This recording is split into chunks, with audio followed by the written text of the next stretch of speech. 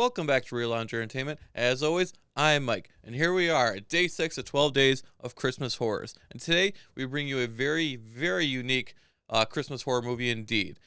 We bring to you a British zombie musical horror movie.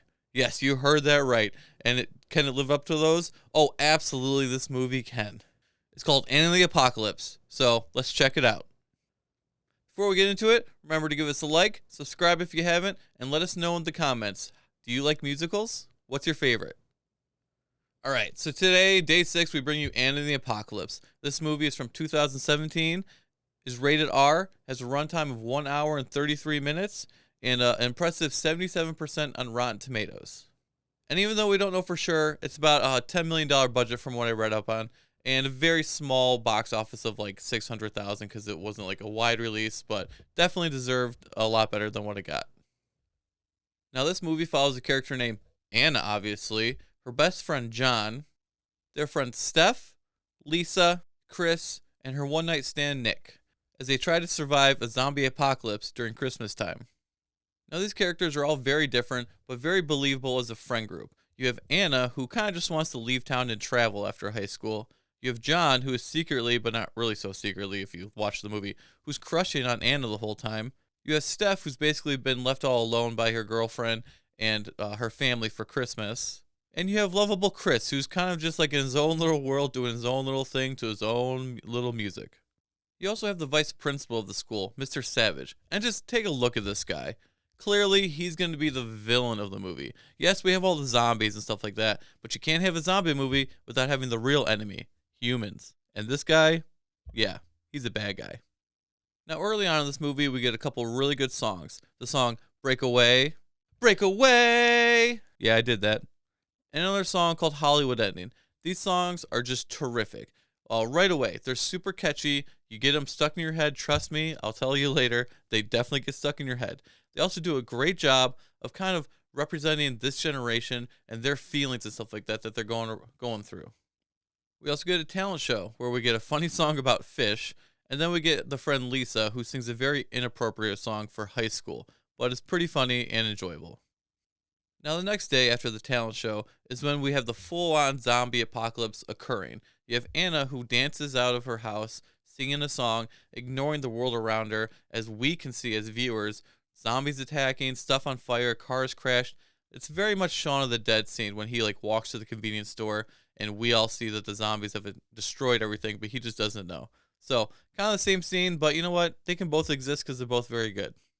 To speed the story up a little bit, all the friends basically find each other. Some of them were in a bowling alley where they work. Others just, found each other walking to school, and then they go to the bowling alley, and they just kind of become a group, and they decide to head to the school because that's where all their family and friends are hunkered down and bunkered down, waiting for the army.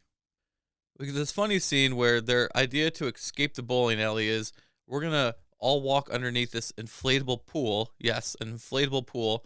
And just when we see a zombie, we're just going to hunch down. So we get some very funny scenes with that. But they're about to get attacked by zombies until they get rescued by Anna's ex, Nick, and his group of brutal friends. We get a bunch more songs on the way, including a great song called Human Voice, which is very touching and kind of really means a lot the more you listen to it. Either way, they're on their mission, they're walking, some characters get killed off. We kill a whole bunch of zombies in different ways, including with Christmas stuff. And along the way, we start to learn more about each character as they develop every character pretty darn good in this movie.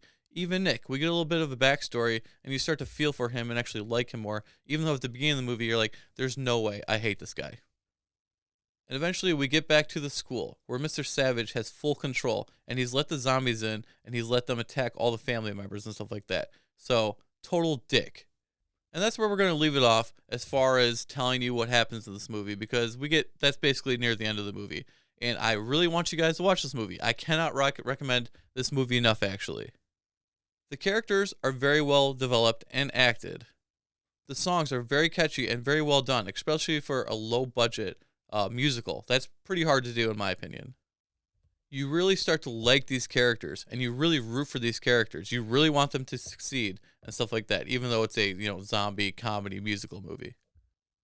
And they give you many moments that are actually very sad in this movie. For a movie like this, it's kind of crazy that they were so good at making you feel sad a couple times.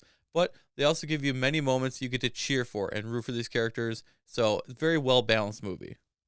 Christmas and snow is represented all the way through, so it definitely feels like a Christmas movie, even though it's not like pushed too heavy on you. Now, it does a decent job of being a zombie movie, but this movie is definitely a musical. And I mean that in the sense that it follows musical rules, like stuff that, wouldn't normally have. Like if it was a real zombie movie, those characters wouldn't actually do that. The zombies wouldn't act like this. But it's a musical first and a horror zombie movie second. Unlike Shaun of the Dead, where even though it is a strong, heavy comedy, if you took the comedy out, it still works very well as a zombie movie.